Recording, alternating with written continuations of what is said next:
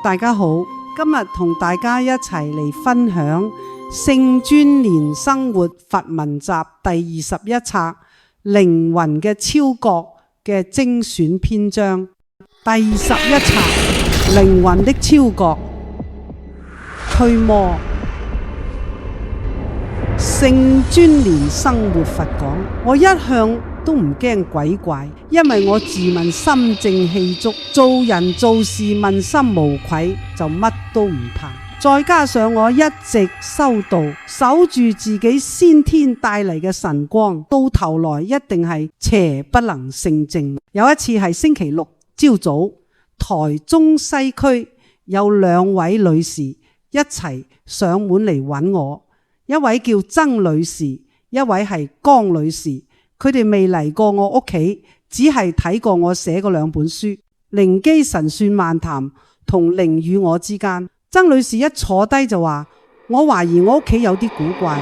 佢話有時自己會無啦啦笑出聲，有時覺得有人喺背後跟住佢，成晚驚醒，心入邊好唔安樂，叫我幫佢睇下。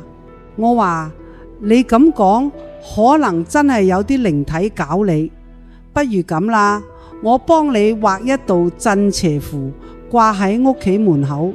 佢話好啊。當我畫好符，對住符頭符尾各點咗一下，再準備拎神印蓋落去嗰陣，曾女士突然變晒樣，面色發青，眼大大，怒口一句：盧聖賢，你唔准蓋落去，你一蓋我就同你冇完冇了，你唔信就試下。嗰下真係嚇親我。江女士喺旁邊已經嚇到呆晒。我望一望曾女士，佢成個人好似變晒，雙眼冒火，嗰種神情完全唔係人。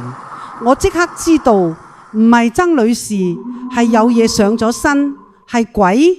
我一手揸住神印，想直接蓋落佢頭上，點知佢主動迎上嚟，張大口，口入邊噴咗一啖黃色濃煙出嚟，濃煙頂住神印唔俾我落。我同佢鬥力，終於成功印咗落佢額頭，跟住突然跪低對住我狂黑頭：盧先生，對唔住，請你原諒我，幫我拆走額頭個印啊。見佢喊得咁傷心，我攞塊布幫佢抹咗個印。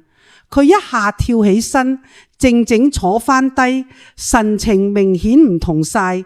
我問：你叫咩名啊？佢話：李望市，幾歲？40。你點解附曾女士身？有咩仇口？佢答我：佢前夫以前做生意失敗咗，7年前自殺死咗。兩公婆當年有誓言，話死咗都唔可以再嫁。曾女士竟然再婚，佢前夫唔甘心，就託我李望市上佢身，吸佢精氣，搞到佢厭世想死。我話：咁你可唔可以走呢？佢話唔得，我離開咗佢就冇依靠。我再講：咁你唔預住我度啦？佢竟然講：我想附你身啊！我一聽心諗：吓，上我身。我老婆盧麗香一聽到當場尖叫，江女士都嚇到呆咗。我話：嚟啦，我咩都唔驚。我即刻結印，用咗8卦金鎖鏈印法，知道呢隻鬼唔係善類。當曾女士企起身嗰刻，我口中念：鎖天天清，鎖地地靈，鎖人長生，鎖鬼滅亡。跟住一口氣哭出去，曾女士即刻應聲跌翻落沙發上，瞓咗一陣。過一陣佢醒翻，但係已經唔係李望市，而係曾女士。佢醒後問：吓，頭先發生咩事？江女士即刻問佢：你真係完全唔記得咩？佢話：我乜都唔知。之後我都照樣幫佢蓋咗鎮邪符，叫佢翻去掛喺屋門。其實我心裏有數，李望市應該會再嚟揾佢。呢啲鬼界嘅事真係複雜，有時真係唔知邊個啱邊個錯，唔係靠我一個人就可以解決。事後我都感慨良多，寫低咗一句說話：鬼神之事不得不信，不可盡信。今日就同大家分享到呢度啦。以上內容都係截取自蓮生活佛文集嘅精選，希望大家可以喺網上留言分享你嘅感受。下集再見啦。